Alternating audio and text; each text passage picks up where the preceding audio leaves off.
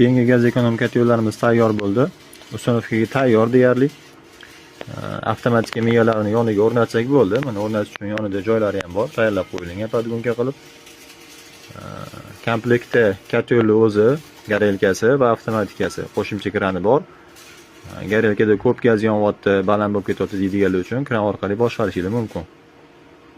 Yo'l ichiga 7 litr, 7,5 metrgacha suv ketyapti. Samotok sistemalarda 20 minut ichida o'sha obrotkasi ilib, stol bo'lib qaytib kelyapti ko'p joyda. 10 ta 12 ta xonagacha bemalol qo'yiladi. Sistemaning farqi yo'q.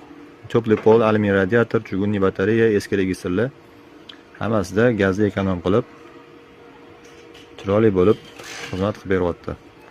Listlari rossiyskiy listlar 2,5 talik 208 listidan yig'iladi eng kamida.